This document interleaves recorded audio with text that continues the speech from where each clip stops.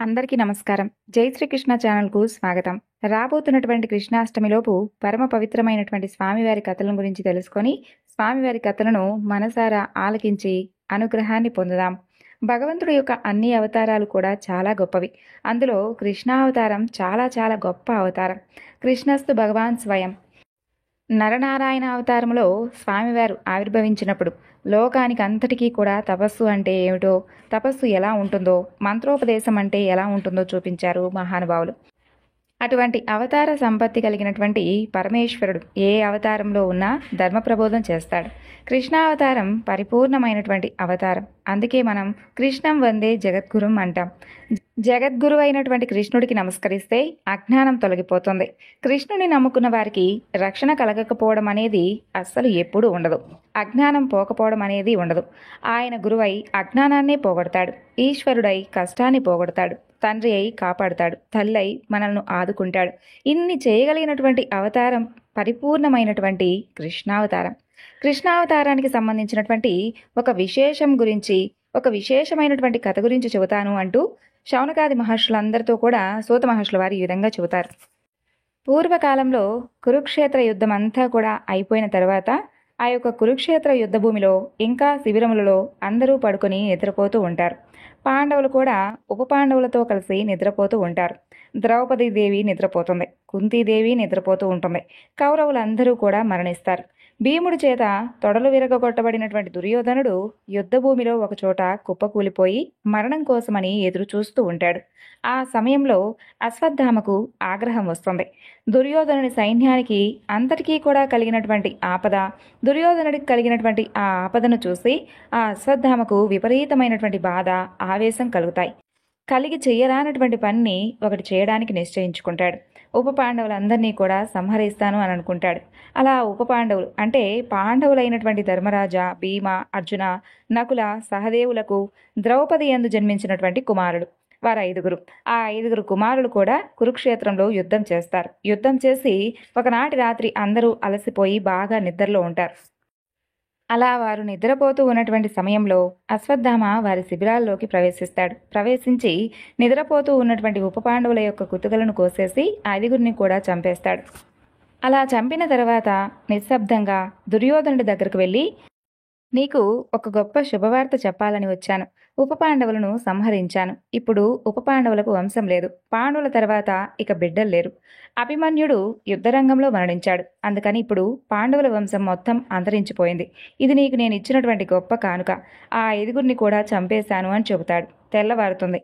మరణించి ఉన్నటువంటి కుమారులను ద్రౌపదీదేవి చూస్తుంది. గుండెలు బాదుకుని ఏడుస్తుంది. ఆమె అలా ఏడుస్తూ ఉంటే అవతలి వైపు మిగిలినటువంటి యోధుడు ఇటువంటి పనిని చేయగలిగినవాడు ఎవడో కానీ తప్పకుండా గుర్తుపడతాను అని చెప్పి అర్జునుడు వెంటనే గుర్తుపడతాడు. గుర్తుపట్టి ఒక మాట అంటాడు. నేల మీద పడి పొర్లి గుండెలు బాదుకుంటూ ఉప పాండవుల కోసం రోధిస్తూ ఉన్నటువంటి ద్రౌపదిని చూసి, ద్రౌపది, ఏ నీచుడైతే నీ కడుపున పుట్టినటువంటి 5 పిల్లల శిరస్సులను ఖండించాడో ఆ దుర్మార్గుడి యొక్క శిరస్సును ఖండించి తెచ్చి నీ పాదాల ముందు ఉంచుతాను. నీ కుడి కాలుతోనో ఎడమ కాలుతోనో ఆ శిరస్సును ఒక్క తన్ను తన్ని నీ పగ తీర్చుకో అని అంటాడు. తర్వాత అర్జునుడు కృష్ణ భగవానుణ్ణి సారథిగా పెట్టుకొని అశ్వత్థామను వెంబడిస్తాడు. ఇక అలా వెంబడిస్తూ ఉంటుంటే అశ్వత్థామ తనను చంపేస్తాడో ఏమోననేటటువంటి భయంతో పరిగెడుతూ ఉంటాడు. అలా ఎక్కువసేపు పరిగెట్టలేక అలా కుప్పకూలి నుంచొని ఉంటాడు. అశ్వత్థామ బ్రాహ్మణ కుమారుడు, ద్రోణసుతుడు. పరిగెడుతూ ఉన్నటువంటి ఆ యొక్క అశ్వత్థామ దగ్గరకు అర్జునుడి యొక్క రథం సమీపిస్తుంది. అశ్వత్థామ ఇక పరిగెత్తలేక అక్కడే నిల్చుని ఉంటాడు. వెనుక నుండి అర్జుని రథం వస్తూ ఉంటుంది. కృష్ణుడు సారథ్యం చేస్తూ ఉంటాడు. ఈ రథమే, ఈ సారథ్యమే, ఈ కవ్వడే, ఈ సవ్యసాచే, ఈ కిరీటే, ఈ యొక్క ధనుంజయుడే 18 అక్షౌహీనుల సైన్యాన్ని మట్టుబెట్టాడు. కాబట్టి నన్ను కూడా చంపేస్తాడు అంటూ ఉపసంహారం తెలియనటువంటి బ్రహ్మాస్త్రాన్ని ప్రయోగిస్తాడు. లోకమంతా చనిపోయినా పర్వాలేదు, తాను మాత్రం బ్రతికుంటే చాలు అని అనుకుంటాడు. ఇది బ్రాహ్మణుడికి ఉండకూడనటువంటి బుద్ధి. అది పొగలు గక్కుతూ గొప్ప తేజస్సుతో అర్జునుడి మీదకు వస్తుంది. ఇక అర్జునుడు వెనక్కి తిరిగి కృష్ణుడి వంక చూస్తాడు. మహానుభావా, ఎవరు సారథ్యం చేస్తే నేను కురుక్షేత్రంలో గెలిచానో, ఏ మహానుభావుడు సంసార సముద్రం నందు పడిపోయిన వారిని ఉద్ధరించడానికి వచ్చినటువంటి దివ్యమైనటువంటి నౌకయో, ఎవరి అనుగ్రహం కలగడం చేత మాయా అనబడే అవనిక తొలగిపోతుందో, ఎవరి అనుగ్రహం కలగడం చేత పామరుడైన వాడు కూడా జ్ఞానాన్ని పొంది తిరిగి జన్మనెత్తుతాడో, అటువంటి నీ అనుగ్రహం వలన నేను ఇన్నిటిని సాధించగలిగాను. లోకాలన్నింటినీ కూడా నిండిపోయి సంక్షుభేదం చేస్తూ ఉన్నటువంటి ఈ తేజస్సు ఏమిటో నాకు తెలియజేయవలసింది అని అడుగుతాడు. అప్పుడు శ్రీకృష్ణ భగవానుడు ఈ విధంగా చెబుతాడు. ఉపసంహారం తెలియకపోయినా అశ్వత్థామ బ్రహ్మాస్త్రాన్ని ప్రయోగించాడు. ఇప్పుడు ఆ బ్రహ్మాస్త్రాన్ని నిగ్రహించుకోవడానికి నీవు కూడా బ్రహ్మాస్త్రాన్నే ప్రయోగించాలి, విడిచిపెట్టు అని అంటాడు. వెంటనే అర్జునుడు ఆచమనం చేసి అభిమంత్రించి కృష్ణ భగవానుడు ఉన్నటువంటి రథానికి ప్రదక్షిణం చేసొచ్చి బ్రహ్మాస్త్రాన్ని విడిచిపెడతాడు. ఇప్పుడు 2 బ్రహ్మాస్త్రాలు ఒకదానికొకటి ఎదురొస్తాయి. లోకాలన్నీ కూడా తల్లడిల్లిపోతూ ఉంటాయి. ప్రళయమే వచ్చేసిందని చెప్పనుకొని దేవతలు, ఋషులు అందరూ కూడా పరుగులు తీస్తూ ఉంటారు. అలా లోకంలో ఉన్నటువంటి ప్రాణులన్నీ కూడా ఉత్కంఠను పొందుతాయి. అందరూ కూడా హడలిపోతూ ఉంటారు. లోకాలన్నింటినీ కూడా రక్షించేటటువంటి స్వభావం ఉన్నటువంటి కృష్ణ పరమాత్మను ఆ రోజు లోకం ప్రార్థించలేదు. కానీ ఆయన ఇలా అంటాడు. దూర్దుడైనటువంటి అశ్వత్థామ ప్రయోగించినటువంటి బ్రహ్మాస్త్రం, ఆ యొక్క బ్రహ్మాస్త్రం మీదకు నువ్వు కూడా బ్రహ్మాస్త్రాన్ని ప్రయోగించావు కదా అర్జున, వాటికి ఉపసంహారం తెలియదు. నిష్కారణంగా లోకులు బాధపడకూడదు. 2 బ్రహ్మాస్త్రాలను ఉపసంహారం చేసేయి అని అంటాడు శ్రీకృష్ణ భగవానుడు. ఇక 2 బ్రహ్మాస్త్రాలను అర్జునుడు ఉపసంహారం చేసేస్తాడు. ఉపసంహారం చేసిన తర్వాత వణికిపోతూ ఉన్నటువంటి అశ్వత్థామ దగ్గరకు వెళ్ళి వాడిని ఒక పశువును కట్టినట్లుగా తాడుతో కట్టేస్తాడు. కట్టేసి రథం మీద పెడతాడు. పెట్టి విపరీతమైనటువంటి వేగంతో యుద్ధభూమిలోకి వచ్చి రథాన్ని అక్కడ నిలబెడతాడు. అర్జునుడికి కళ్ళు ఎర్రబడిపోయి ఉంటాయి. ఎదురుగా యమధర్మరాజు నిలబడినట్లుగా నిలబడి ఉంటాడు. అశ్వత్థామ వణికిపోతూ ఉంటాడు. అప్పుడు కృష్ణుడు ఇలా అంటాడు. అర్జున, నిద్రపోతున్నటువంటి అమాయకులైనటువంటి ఉపపాండవులను సంహరించినటువంటి బాలఘాతకుడు ఈ యొక్క అశ్వత్థామ. ఇతన్ని బ్రాహ్మణుడని చెప్పి అనుకోకూడదు. గురుపుత్రుడని కూడా చూడకూడదు. సంహరించు, అతని కుతుక ఇప్పుడే కత్తిరించు అని అంటాడు. అర్జునుడు మాత్రం మాట్లాడలేదు, చంపనూ లేదు. ఎందుకంటే మనం ఇక్కడ ఒకటి తెలుసుకోవాలి. శ్రీకృష్ణ భగవానుడు బ్రహ్మాస్త్రాన్ని వేయమంటే వేస్తాడు. 2 బ్రహ్మాస్త్రాలను ఉపసంహరించమంటే ఉపసంహరిస్తాడు. కానీ అశ్వత్థామను చంపమంటే మాత్రం చంపలేదు అర్జునుడు. తాడుతో కట్టబడినటువంటి ఆ అశ్వత్థామను పశువును ఈడ్చుకెళ్ళినట్లుగా ద్రౌపదీదేవి శిబిరానికి తీసుకుని వెళ్ళి అక్కడ పారవేస్తాడు. ద్రౌపది, వీడి శిరస్సును నీ కాలితో తన్నమని నీకు చెప్పాను కదా, తీసుకువచ్చి అశ్వత్థామను అక్కడ పడవేశాను. ఇప్పుడు నా ప్రతిజ్ఞ నెరవేర్చుకుంటాను అంటాడు. ద్రౌపదీదేవి అశ్వత్థామను చూస్తుంది. ఒక తల్లి ఏదైనా కానీ ఒప్పుకుంటుందేమో కానీ తన పసుపు కుంకుమలకు కానీ తన బిడ్డలకు కానీ ఆపద తెచ్చిన వారిని ఎట్టి పరిస్థితుల్లోనూ క్షమించదు. అశ్వత్థామ తన 5 బిడ్డలను చంపేశాడు కదా, ఆయన్ను చూసి వెంటనే నమస్కారం చేస్తుంది. ఆవిడంటుంది, మహానుభావ అశ్వత్థామ, నా భర్తలైనటువంటి ధర్మరాజు, భీమార్జున, నకుల సహదేవులకు నీ తండ్రి గురువు. అనేకమైనటువంటి అస్త్రాలను ప్రయోగించడం, ఉపసంహారం చేయడం నీ తండ్రి ద్రోణాచార్యుడు నా భర్తలకు నేర్పించాడు. ఆ కారణం చేత వారు కురుక్షేత్రంలో గెలవగలిగారు. తండ్రి తన కొడుకు రూపంలో ఈ భూమి మీద తిరుగుతూ ఉంటాడు అంటారు. నీవు మా గురుపుత్రుడవు. అందుచేత నాకు నీ యందు నా భర్తల గురువు దర్శనమవుతున్నాడు. అటువంటి నీకు నీ పాదాల వంక శిరస్సు పెట్టి నేను నమస్కరిస్తున్నాను. అందుకని నిన్ను నేను ఒక్క మాట కూడా అనను. ద్రౌపదీదేవి ఎంత ధర్మం పాటిస్తుందో మీరొక్కసారి ఆలోచించాలి. ఇది ద్రౌపదీదేవి అంటే. ఆవిడ కోపడలేదు, ఎంత మాటందో చూడండి. కోపంతో అశ్వత్థామను చంపేస్తామని నా పిల్లలు అస్త్రశస్త్రాలు పట్టుకుని యుద్ధభూమికి ఏమైనా వచ్చారా? రాలేదు. వారు యుద్ధభూమిలో అసలు లేరు. ఇంతకు పూర్వం వారు నీకేమైనా ద్రోహం చేశారా? చేయలేదు. అపారమైనటువంటి నిద్రలో ఉన్న నా కుమారులు యుద్ధం చేయడం నందు ఆసక్తి లేనివారై గాఢ నిద్రలో ఉన్నారు. అటువంటి వారిని నువ్వు అసలు ఎలా చంపావు? ఎందుకు చంపావు? అసలు అలాంటి వారిని చంపకూడదు. నీకు ధర్మం తెలుసు. బ్రాహ్మణ పుట్టుక పుట్టావు. ద్రోణాచార్యునికి కొడుకయ్యావు. నీకు ధర్మం జ్ఞాపకం రాలేదా? నీవు పుత్రరూపంలో ఉన్నటువంటి గురువని తలచి నా 5 కుమారులను నీవు చంపినప్పటికీ కూడా ఇంత బాధలో నీకు నమస్కరిస్తున్నాను అని అంటుంది. రాత్రి చంపేటప్పుడు నీకు ఈ విషయాలన్నీ కూడా జ్ఞాపకం రాలేదా అంటూ పరోక్షంగా అడుగుతుంది. జ్ఞాపకం రాలేదా అని అడిగితే ఒక బ్రాహ్మణుడికి తెలిసి ఉండవలసినటువంటి ధర్మాలు తెలియదా అని అడిగినట్లుగా అవుతుందని చెప్పి నీకు నా పిల్లలను చంపడానికి చేతులు ఎలా వచ్చాయ్యా అంటూ అర్జునుడి వంక చూసి అంటుంది. అర్జున, నేను ఎందుకు బాధపడుతున్నానో తెలుసా? 5గురు పిల్లలు సంహరింపబడిన తరువాత వారు చచ్చిపోయారని నేను ఇప్పటి వరకు ఏడ్చాను. కానీ సాక్షాత్తు యమధర్మరాజులా పగబట్టి 2 చేతులతో అస్త్రాలు ప్రయోగించగలిగినటువంటి నైపుణ్యం ఉన్నవాడివై గాంధీవం పట్టుకొని రథం ఎక్కి పగబట్టి అశ్వత్థామ దగ్గరకు వెళ్ళి పశువును కట్టినట్లుగా కట్టి రథంలో పెట్టి ఇక్కడకు తీసుకువచ్చి నిలబెట్టావని ఈ పాటికి కృపి అంటే ద్రోణుడి భార్య అయినటువంటి అశ్వత్థామ తల్లికి ఈ వార్త అందే ఉంటుంది. కొడుకు చచ్చిపోయాడని ఏడవడం ఒక ఎత్తు, ఇక చచ్చిపోతున్నాడు ఇక రక్షించుకోలేను అని ఏడవడం ఒక ఎత్తు. నీకు ఇన్ని అస్త్రాలు నేర్పించినటువంటి ద్రోణుడి భార్య నీ గురుపత్ని. అలా ఏడ్చే విధంగా నీవు ప్రవర్తించవచ్చా? అశ్వత్థామ, మీ అమ్మ అక్కడ ఎంతగా ఏడుస్తుందోనయ్యా, తలుచుకుంటేనే నా మనసు వికలం అయిపోతుంది అంటూ అర్జునుని పిలిచి, ఇతను బ్రాహ్మణుడు, గురుపుత్రుడు, ఇతన్ని సంహరించకూడదు, ఆయన విడిచిపెట్టేయండి, ఆయనకు కట్టినటువంటి బంధనాలను విముక్తి చేయండి అని అంటుంది. ఈ మాట భీముడు వింటాడు. ఆయనకు ఎక్కడ లేనంత కోపం వస్తుంది. ఈ ద్రౌపది మాట్లాడుతున్నటువంటి మాటలకు ఏమీ అర్థం లేదు. ఈ దుర్మార్గుడు ఎక్కడో నిద్రపోతున్నటువంటి పిల్లలను పట్టుకుని చంపేశాడు. నిద్రిస్తున్నటువంటి పుత్రులను సంహరించినటువంటి ఈ యొక్క ద్రోణపుత్రుడైనటువంటి అశ్వత్థామను నేనే చంపేస్తాను అని అంటాడు. భీముడికి ఆగ్రహం వస్తే ఇప్పుడు మాట్లాడటం ధర్మరాజుకు కూడా కష్టమే. అప్పుడు కృష్ణుడు ఇలా అంటాడు, అర్జున, నేను నీతో ఒక మాట చెబుతాను, దానిని జాగ్రత్తగా విను. ఎవరైతే ఉపపాండవులను సంహరించారో వాడి తల కత్తిరించేస్తానని నీవు నాకు ప్రతిజ్ఞ చేశావు. వీడిని క్షమించవలసినటువంటి అవసరం ఏమాత్రం లేదు, కాబట్టి చంపి అవతల పడవేయవచ్చు. కానీ ఇతను బ్రాహ్మణుడు, ద్రోణాచార్యుడి కుమారుడు. వేదం బ్రాహ్మణుని చంపకూడదు అని చెబుతుంది.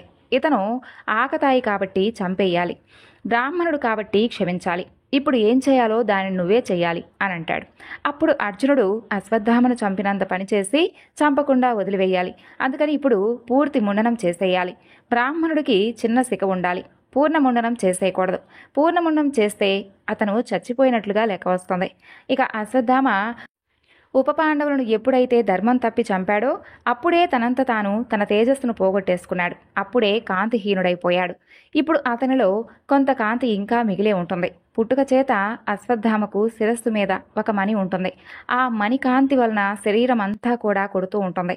ఇప్పుడు ఆ అశ్వత్థామను చంపినంత పనిచేసి చంపకుండా విడిచిపెట్టాలి.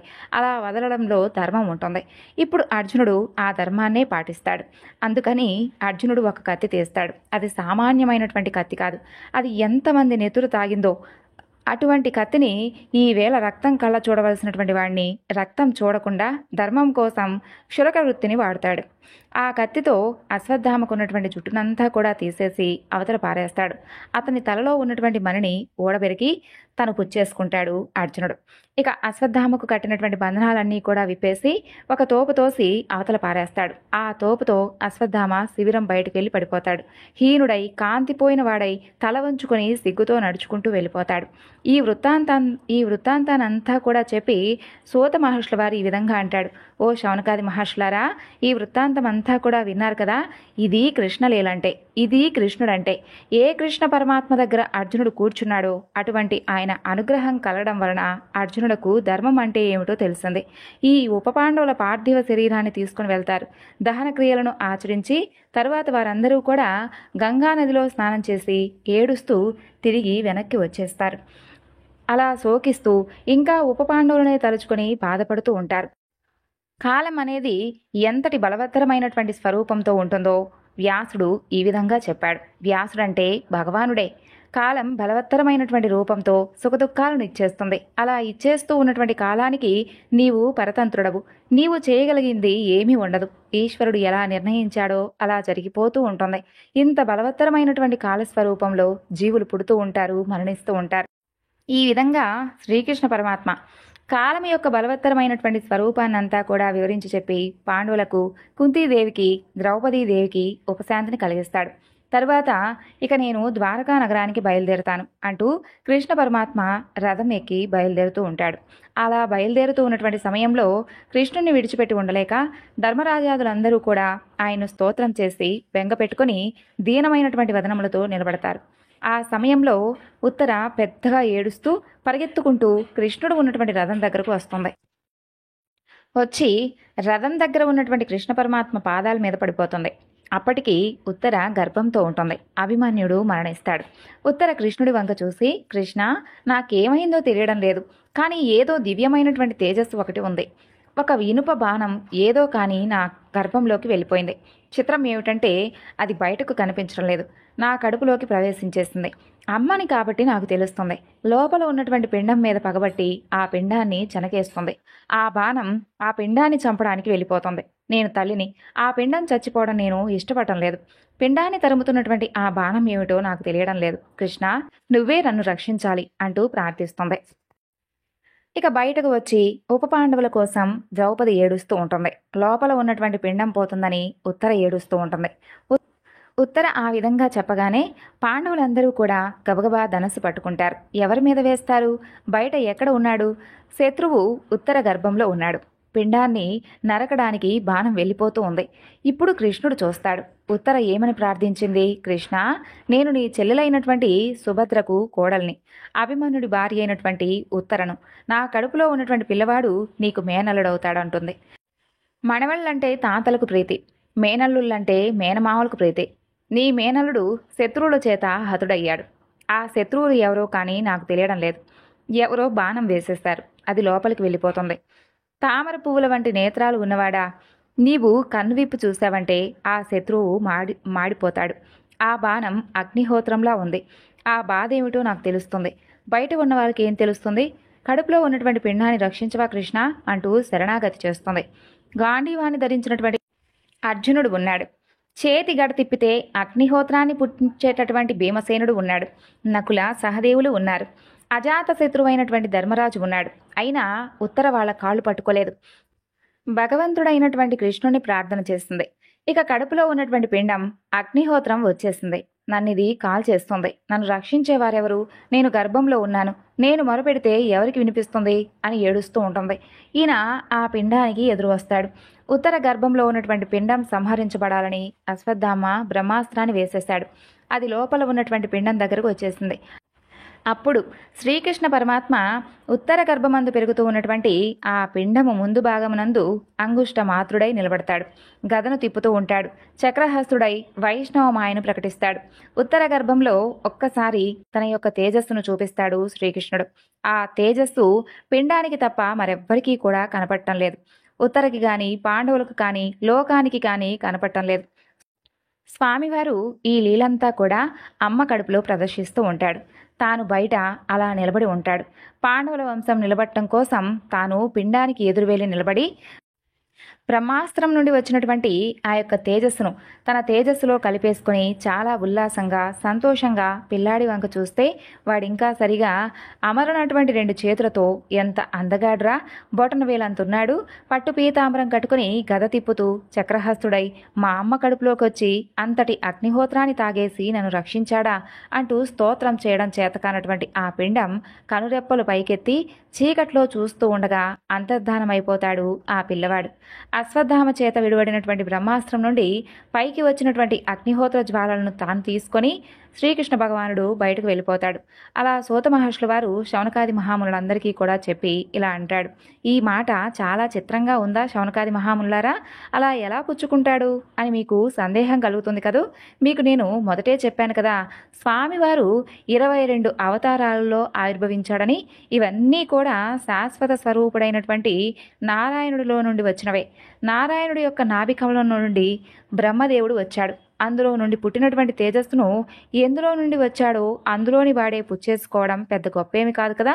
ఆ విధంగా ఆ తేజస్సును పుచ్చేసుకున్నాడు శ్రీకృష్ణ పరమాత్మ. ఈ పనిని పాండవులు చేయలేరు, కృష్ణుడు చేశాడు. ఇప్పుడు మనం జరిగినటువంటి ఈ సంఘటనలను అనుసంధానం చేసుకున్నాం. ద్రోణాచార్యుల వారి కుమారుడైనటువంటి ఈ అశ్వత్థామను రథం మీద నుండి దిబ్బగానే వాడిని చంపివేయవలసిందని కృష్ణుడు సలహా ఇస్తాడు. అర్జునుడు వెంటనే అశ్వత్థామను చంపివేసి ఉంటే అప్పుడు ఈ అర్జునుడికి నేను 18 అధ్యాయాలు గీతాబోధ చేసినా కూడా ధర్మం అంటే ఏమిటో అర్థం కాలేదు. కాబట్టి నేను ఉత్తర గర్భంలో ఉన్నటువంటి పిండాన్ని రక్షించనవసరం లేదని అనుకునేవాడు శ్రీకృష్ణ భగవానుడు. కాబట్టి తను చెప్పినా కూడా అర్జునుడు అశ్వత్థామను చంపలేదు. ఈ ధర్మాన్ని శ్రీకృష్ణ భగవానుడు తన దృష్టిలో పెట్టుకున్నాడు. ధర్మో రక్షితి రక్షితః. ఈ ధర్మమే ఈశ్వరుడు. ధర్మాన్ని పాటించిన వాడిని తాను రక్షించాలి. ఇప్పుడు ఎవరూ రక్షించలేనటువంటి రీతిలో రక్షించాడు శ్రీకృష్ణుడు. ఇటువంటి రక్షణ ఒక్క ఈశ్వరుడు మాత్రమే చేయగలడు. కృష్ణుడు మాత్రమే చేయగలడు. అటువంటి కృష్ణ పరమాత్మను నమ్ముకున్న వారికి తన కోరికలు తీరవనేటటువంటి అనుమానం అస్సలు పెట్టుకోనవసరం లేదు. అలా అనుమానం పెట్టుకున్న వారిని మార్చగలిగినటువంటి వారు ఈ ప్రపంచంలో ఎవ్వరూ లేరు. ఇక ఉత్తర వెంటనే పొంగిపోయి సంతోషంతో, నా కడుపులో అగ్నిహోత్రం చల్లారిపోయిందయ్యా, నా పిండం రక్షింపబడింది, పాండవ వంశం రక్షింపబడింది అంటూ పొంగిపోతుంది. శ్రీకృష్ణ పరమాత్మ రక్షణ వలన ఉత్తర గర్భమునందు జన్మించిన వారెవరో తెలుసా? పరీక్షిత్తు. ధర్మరాజు ఆ పిల్లవాడికి విష్ణురాతుడు అని పేరు పెడతాడు. కానీ ఆయన్ను ఎవ్వరూ కూడా విష్ణురాతుడు అని పిలవరు, పరీక్షిత్ అనే పిలుస్తారు. ఇప్పుడు కృష్ణలీలలో భాగంగా అఘాసుర వధ గురించి తెలుసుకుందాం. ఒకనాడు శ్రీకృష్ణ పరమాత్మ పిల్లలందరితో కలిసి చక్కగా ఆడుకుని తిరిగి ఇంటికి వెళ్ళిపోతూ ఉంటాడు. అప్పుడు ఆయనకు ఒక ఊహ వస్తుంది. రేపటి రోజున మనందరం కలిసి వనభోజనాలకు వెళ్దాం. కాబట్టి పిల్లలారా, రేపొద్దున మీరందరూ కూడా బయలుదేరేటప్పుడు చక్కగా చిక్కములు పట్టుకొని అందులో మీకు ఇష్టమైనటువంటి మధురమైనటువంటి పదార్థాలు పట్టుకొని రండి. మనందరం కలిసి వెళ్దాం. అరణ్యంలో మనందరం కలిసి కూర్చొని మనం తెచ్చుకున్నటువంటి చల్దులు ఆరగిద్దాం, సరేనా అని చెబుతాడు. ఇక కృష్ణుడు పిల్లలకు ఎంత చెబితే అంతే అన్నమాట. మరునాడు వాళ్ళందరూ కూడా వనభోజనాలకు బయలుదేరుతారు. వారు వివిధ రకాల ఆటలకు సంబంధించినటువంటి పందాలు వేసుకుంటూ, హాస్యానికి ఒకరితో ఒకరు దెబ్బలాడుకుంటూ పశువుల వెంట సంతోషంగా అడవిలోకి వెళ్తారు. అక్కడ కొలనులో నీళ్లలో పడి చేపల్లా ఈదుతూ ఉండేవారు. కృష్ణుడితో ఆడుకునేవారు. కోతులతో సమానంగా చెట్లెక్కేవారు. అక్కడ వాళ్ళు ఆడనటువంటి ఆటలే లేవు. పరమాత్మతో కలిసి చక్కగా ఆడుకుంటూ ఉంటారు. అలా ఆడుకుంటూ ఉంటుంటే అక్కడికి అసలు దేవతలకు కూడా భయపెట్టగలిగినటువంటి రాక్షసుడు ఒకడు వస్తాడు. అతని పేరే అఘాసురుడు. అగము అంటే పాపం. అతను బకాసురుడి సోదరుడు. నా సోదరుడైనటువంటి బకాసురుణ్ణి ఈ శ్రీకృష్ణుడు నిర్జించాడు. గోపాల బాలులందరికీ కూడా ప్రాణ సమానమైన వాడు ఈ కృష్ణుడు. కాబట్టి ఈ కృష్ణుడిని చంపి తినేస్తాను అని అనుకుంటాడు. ఇక ఆ రాక్షసుడు వచ్చి కొండచిలువ రూపంలో దారికి అడ్డంగా పడుకుంటాడు. కొండచిలువ వెంటాడి ఏ ప్రాణిని చంపదు.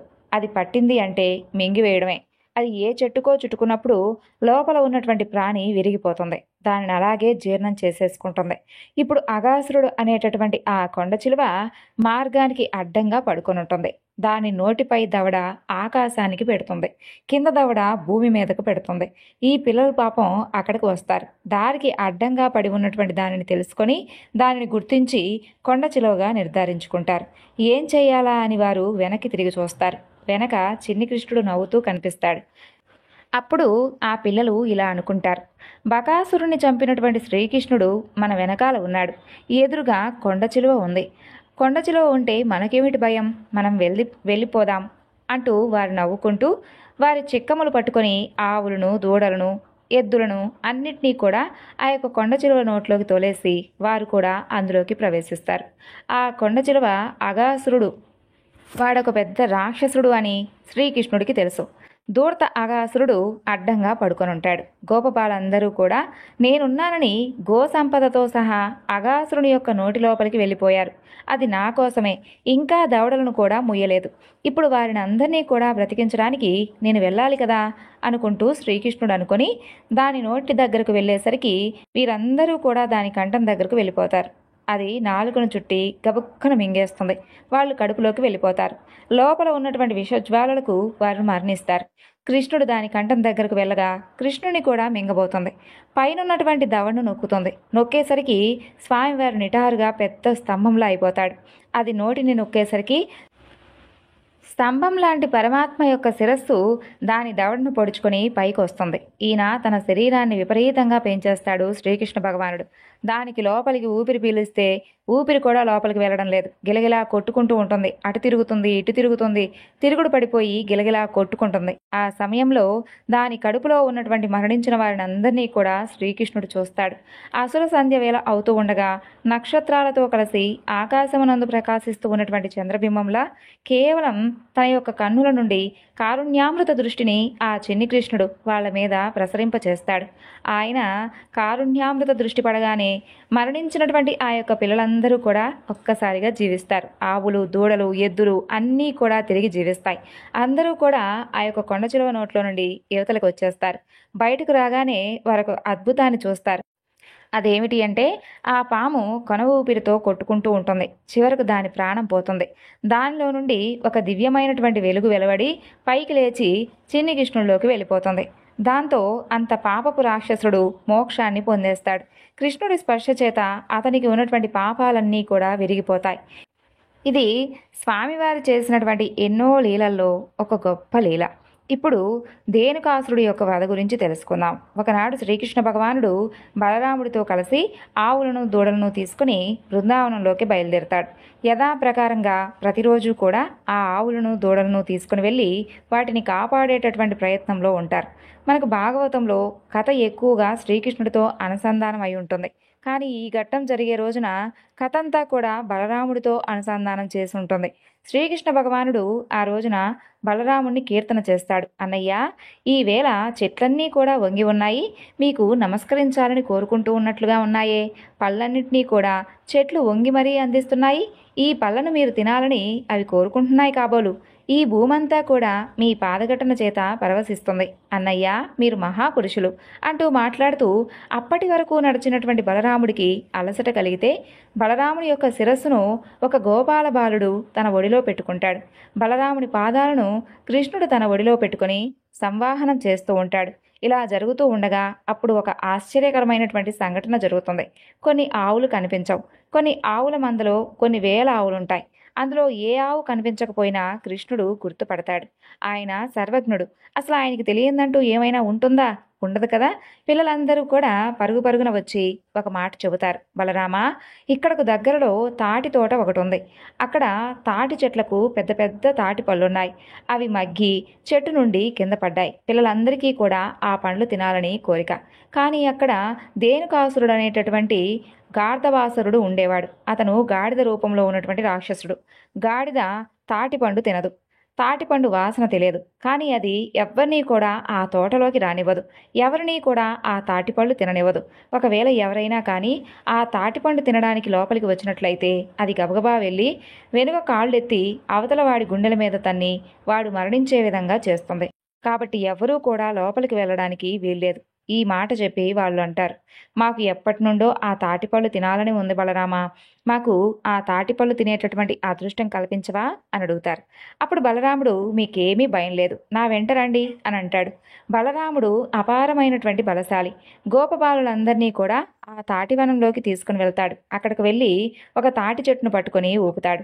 తాటి పళ్ళన్నీ కూడా గలగలా కిందకు రాలుతాయి. పిల్లలందరూ కూడా బలరాముడు తాటి పళ్ళను ఇప్పించాడని చెప్పి ఎంతో సంతోషంగా తింటూ ఉంటారు. అదంతా కూడా గార్ధాబాసురుడు చూస్తూ ఉంటాడు. ఇన్నాళ్ళ నుండి ఈ తాటిపళ్ళు ఎవరూ తినకుండా కాపాడాను. ఈవేళ ఈ పిల్లలు వచ్చి తాటిపళ్ళు తినేస్తున్నారే అంటూ వాడు వెంటనే గాడిద రూపంలో వచ్చి బలరాముడు గుండెల మీద తన వెనక కాళ్ళతో తనబోతాడు. అప్పుడు బలరాముడు గార్ధబాసురుణ్ణి 2 కాళ్ళు వడిసి పట్టుకొని వాడిని గిరగిరా తిప్పి ఒక తాటి చెట్టు మీదకు విసురుతాడు. అది వెళ్ళి ఒక తాటి చెట్టుకు తగులుతుంది. ఆ గాడిద దెబ్బకు ఆ తాటి చెట్టు వెళ్ళి ఇంకొక తాటి చెట్టు మీద పడుతుంది. దాని విసురుకు ఆ తాటి చెట్టు వెళ్ళి మరొక తాటి చెట్టు మీద పడుతుంది. పెద్ద గాలి వస్తే ఎలా పడిపోతాయో అలా అక్కడ ఉన్నటువంటి తాటి చెట్లన్నీ కూడా కూలిపోతాయి. హాయిగా పిల్లలందరూ కూడా ఆ తాటి పళ్ళు తినేస్తారు. గాడిద రూపంలో ఉన్నటువంటి ఆ రాక్షసుడు మరణిస్తాడు. ఆ గాడిదకు బోలెడు పిల్లలుంటాయి. మా నాన్నగారిని ఎవరో సంహరించారు అంటూ పిల్లగాడిదలన్నీ కూడా శ్రీకృష్ణుడి మీదకి బలరాముడి మీదకు యుద్ధానికి వస్తాయి. ఇక బలరాముడు, శ్రీకృష్ణ భగవానుడు ఇద్దరూ కూడా ఆ గాడిదలన్నింటినీ కూడా అవలీలగా చంపేస్తారు. ఈ వివరణ మీకు నచ్చితే మరికొంతమందికి షేర్ చేయండి. అలాగే లైక్ చేసి సబ్స్క్రైబ్ చేసుకోండి. జై శ్రీకృష్ణ.